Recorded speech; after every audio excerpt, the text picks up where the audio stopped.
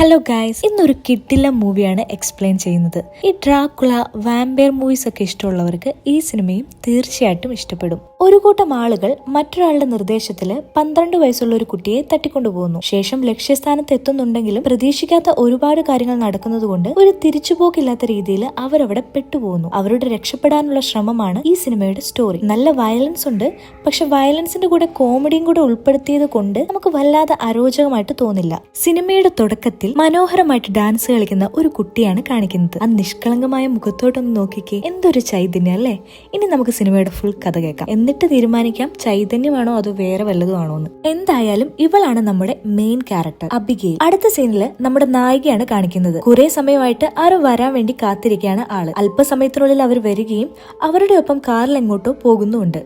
Mask ഒക്കെ ധരിച്ച് കയ്യിലെ വെപ്പൺസ്, മയക്കാനുള്ള ഇഞ്ചക്ഷൻസ് ഒക്കെ അവരുടെ കയ്യിലുണ്ട്. അത് കാണുമ്പോൾ തന്നെ അവരൊരു ക്രിമിനൽസ് ആണെന്ന് നമുക്ക് മനസ്സിലാകും. ഇവർ പോകുന്നത് അബിഗെയിലിന്റെ വീട്ടിലേക്കാണ്. ഇവർ മാത്രമല്ല, ഇവർക്ക് മുന്നേ കുറച്ച് ക്രിമിനൽസ് ഓൾറെഡി അവിടെ എത്തിയിട്ടുണ്ട്. കൂട്ടത്തിൽ ഹാക്കിംഗ് അറിയാവുന്ന ഒരുത്തി ആ വീട്ടിലെ CCTV ഒക്കെ ഹാക്ക് ചെയ്യുന്നു. സ്നൈപ്പിംഗ് അറിയാവുന്ന മറ്റൊരുത്തൻ അതിന് പ്രിപ്പയർഡ് ആയിട്ട് നിൽക്കുന്നു. മൊത്തത്തിൽ 6 പേര്. പ്രാക്ടീസ് കഴിഞ്ഞ് അബിഗെയിൽ എത്തുന്നതിന് മുൻപ് എല്ലാവരും വീട്ടിൽ കയറി ഒളിച്ചിരിക്കുന്നുണ്ട്. ഉറങ്ങാൻ കിടക്കുന്ന അബിഗെയിലിനെ ഇഞ്ചക്ഷൻ കുത്തി ബോധം കെടുത്തി ഒറ്റപ്പെട്ട ഒരു ബംഗ്ലാവിലേക്ക് കടത്തിക്കൊണ്ടുപോകുന്നു. ഇവരെ കാത്തിട്ട് ഒരാൾ അവിടെ നിൽക്കുന്നുണ്ട്. ഇയാളുടെ പേരാണ് ലാംബർട്ട്. ലാംബർട്ട് പറഞ്ഞിട്ടാണ് ഇവർ കുട്ടിയെ കടത്തിക്കൊണ്ടുവന്നത്. ശേഷം എല്ലാവരും ബംഗ്ലാവിൽ കയറുന്നു. കുട്ടി ഒരു റൂമിൽ കിടത്തി ചങ്ങല കൊണ്ട് ബന്ധിക്കുന്നു. ആരെയും തിരിച്ചറിയാതിരിക്കാൻ കണ്ണുകളും കെട്ടിവെക്കുന്നുണ്ട്. അടുത്ത സീനില് ലാംബർട്ട് എല്ലാവരോടുമായിട്ട് പറയാണ്, നിയമങ്ങളൊക്കെ അറിയാലോ അല്ലെ, ആരും പരസ്പരം പേരും ബാക്ക്ഗ്രൗണ്ടും പറയാൻ പാടില്ല. അതുപോലെ കൂടുതൽ കൊഞ്ചലും കുഴയലും ഒന്നും വേണ്ട. ജസ്റ്റ് 24 മണിക്കൂർ ജോലി മാത്രമേ നിങ്ങൾക്കുള്ളൂ. ആ കുട്ടിയെ നോക്കുക. പിന്നെ നമ്മുടെ നായികയെ നോക്കിയിട്ട് ഇവൾ മാത്രമേ ആ കൊച്ചിന്റെ അടുക്കൽ പോകാവുള്ളൂ. കാരണം ഒരാളുടെ സൗണ്ട് മാത്രമേ ആ കുട്ടി തിരിച്ചറിയാൻ പാടുള്ളൂ.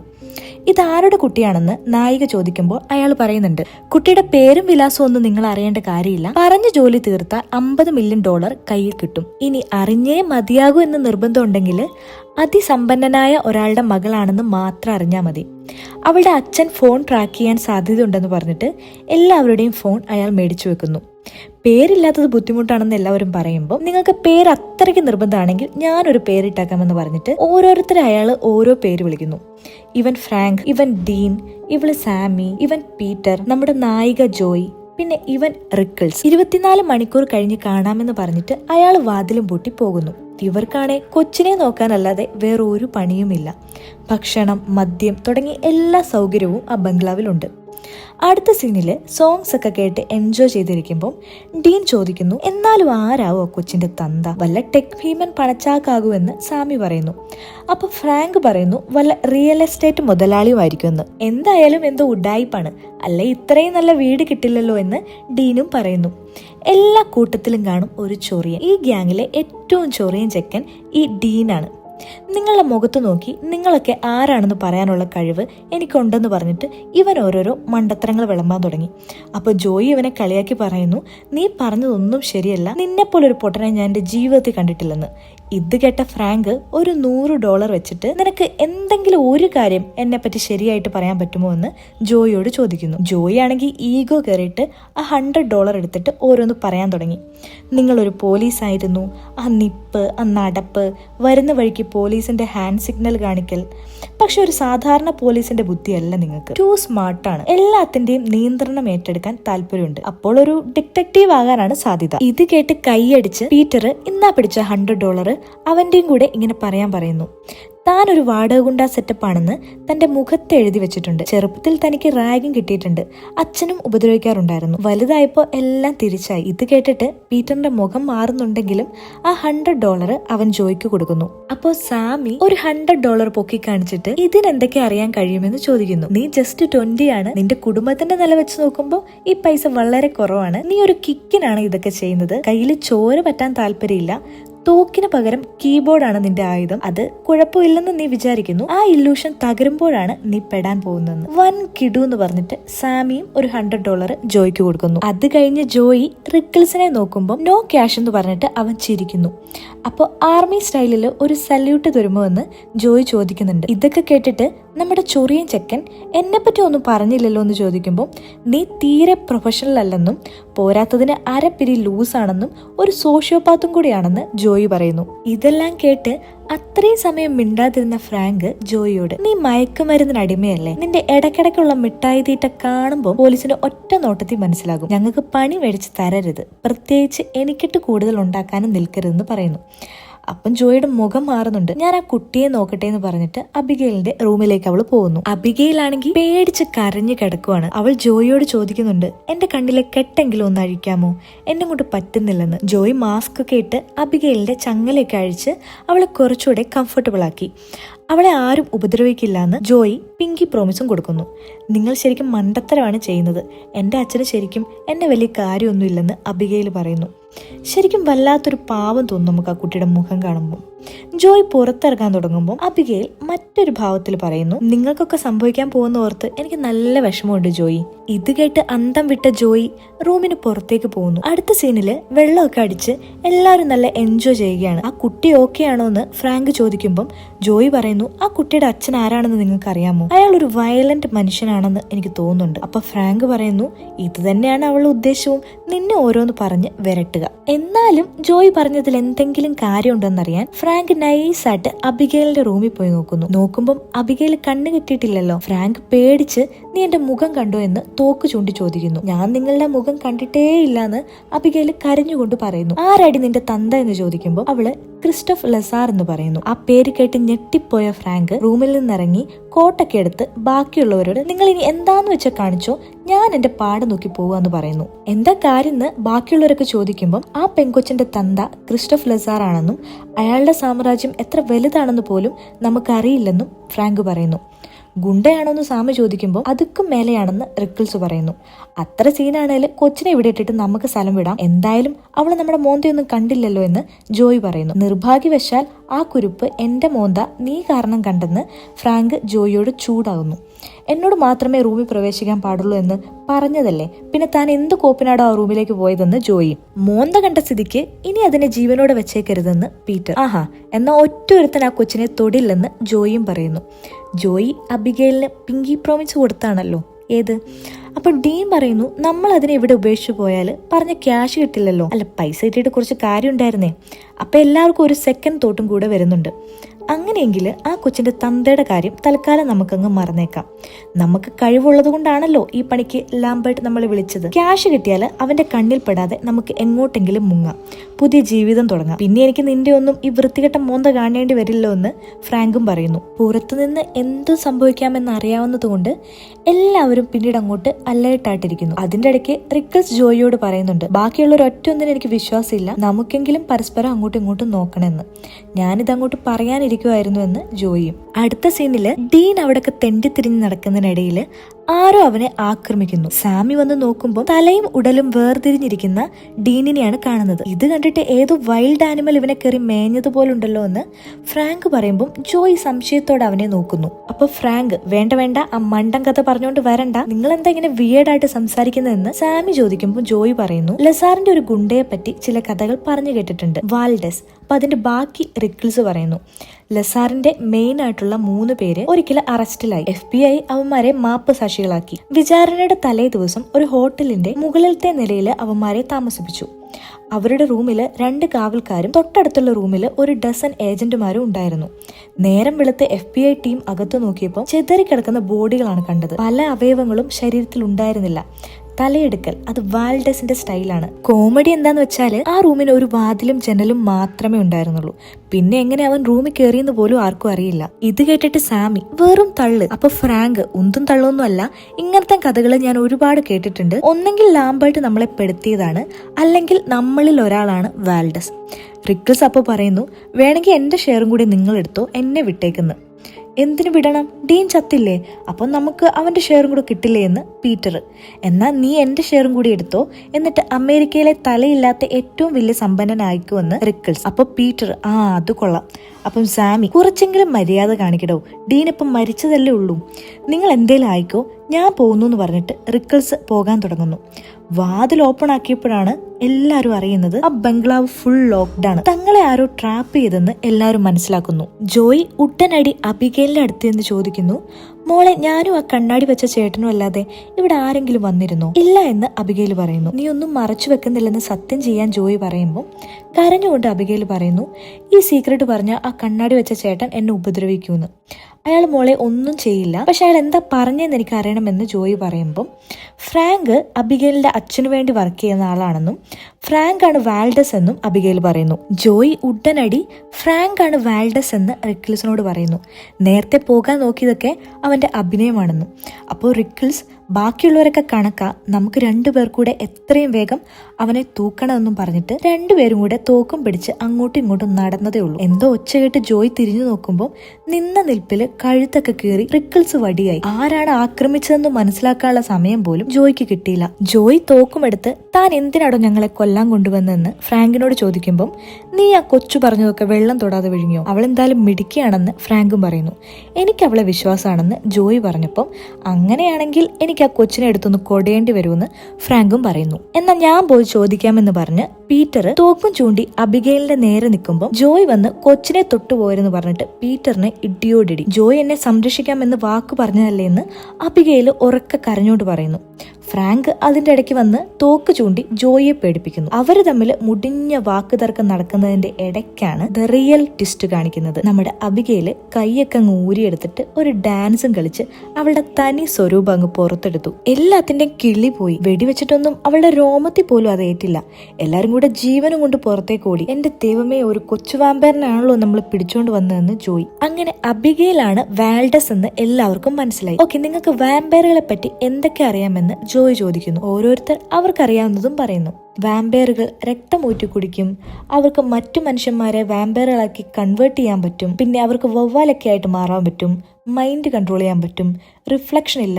ഇതൊക്കെ കേട്ടിട്ട് എന്റെ തല പെരുക്കുന്നു എന്ന് പീറ്റർ. ഓക്കെ, എങ്ങനെ വാമ്പയറിനെ കൊല്ലാം എന്ന് ജോയ് ചോദിക്കുമ്പോൾ വെളുത്തുള്ളി, കുരിശ്, മരക്കഷ്ണം നെഞ്ചിൽ തരയ്ക്കണം, ആനാമ്പെള്ളം തളിക്കണം എന്നൊക്കെ ഫ്രാങ്ക് പറയുന്നു. ഇതൊക്കെ കൊണ്ടുനടക്കാൻ താൻ വല്ല പാതിരയാണോ എന്ന് പീറ്റർ. ഇത് കേട്ട് ചൊറിഞ്ഞ ഫ്രാങ്ക് പീറ്ററിന്റെ കഴുത്തി പിടിച്ച് പൊക്കിയിട്ട് ഒന്നെങ്കിൽ ഞങ്ങളെ സഹായിക്കുക, അല്ലെങ്കിൽ അവളുടെ കൈകൊണ്ട് ചാകുക എന്ന് പറയുന്നു. അപ്പം പീറ്റർ സഹായിക്കാന്ന് പറയുന്നു. ഫ്രാങ്കിന്റെ പ്ലാൻ അബിഗേലിനെ കൊല്ലാനാണ്. പക്ഷെ ജോയ് ഈ പ്ലാനിന് എതിര് നിൽക്കുന്നു. നമ്മൾ അവളെ കൊന്നാൽ വലിയ മണ്ടത്തരാകും, അവളെ വെച്ച് വില പേശി നമുക്ക് ഇവിടുന്ന് രക്ഷപ്പെടണമെന്ന് ജോയ് പറയുന്നു. നിന്റെ ഊഹങ്ങളുടെ പേരിൽ ജീവിതം തുലയ്ക്കാൻ തയ്യാറല്ലെന്ന് പറഞ്ഞ് ഫ്രാങ്കും പീറ്ററും സാമിയും കൂടെ അബിഗേലിനെ കൊല്ലാൻ ചെല്ലുന്നു. അതിന്റെ ഇടയ്ക്ക് വെളുത്തുള്ളിക്ക് പകരം സവാളയും പിടിച്ചിട്ട് സാമി വരുന്നുണ്ട്. ചാവാൻ നിൽക്കുമ്പം കോമഡി ഇറക്കുന്നു എന്ന് ആലോചിച്ച് നോക്ക്. ആക്ച്വലി ഈ സീൻസ് ഒക്കെ കണ്ട് തന്നെ എൻജോയ് ചെയ്യേണ്ട സാധനങ്ങളാട്ടോ. ജോയ് ഒഴിച്ച് ബാക്കി 3 പേരും കൂടെ കത്തിയും കോടാലിയും എടുത്ത് ചെല്ലുവാണ് വാമ്പയറിനെ കൊല്ലാൻ. നോക്കുമ്പോൾ വാമ്പയർ നല്ല അന്തസ്സായിട്ട് ഡാൻസ് കളിച്ചുകൊണ്ടിരിക്കുന്നു. തല പോയ ഡീനിന്റെ ബോഡിയും വെച്ച് 3 എണ്ണത്തിനും പൊറഞ്ചം കിട്ടി. ബാക്കിയുള്ള ജീവനും കൊണ്ട് പുറത്തോട്ടോടി. ഞാൻ അപ്പോഴേ പറഞ്ഞതല്ലേ എന്നൊന്നും പറഞ്ഞു വന്നേക്കല്ലേ ഡാഷ് മോളെ എന്ന് ഫ്രാങ്ക് ജോയിയോട്. അല്ല, അവൾ എന്താ നിങ്ങളെ കൊല്ലാഞ്ഞേ? അവള് ഞങ്ങളെ വെച്ച് കളിക്കുകയാണ്. അപ്പൊ ഈ ആയുധങ്ങളൊന്നും ഏറ്റില്ലേ? ഏറ്റു നന്നായിട്ട് ഏറ്റു. അവക്കല്ല, എന്റെ കാലിന്. പിന്നെ കുരിശു വെച്ച് പീറ്ററിന്റെ നെഞ്ചത്ത് അവൾ അത്തപ്പൂക്കളം വരച്ചു. വെളുത്തുള്ളി എന്തിനാ കൊണ്ടുപോയെന്ന് ഞങ്ങൾക്ക് അറിയാൻ പാടില്ല. എന്നാൽ അവ കേൾക്കുമെന്ന് ഉറപ്പുള്ളൊരു സാധനം എന്റെ കയ്യിലുണ്ടെന്ന് പറഞ്ഞിട്ട് ആ മയക്കുമരുന്ന് ഇഞ്ചക്ഷൻ ജോയ് കാണിക്കുന്നു.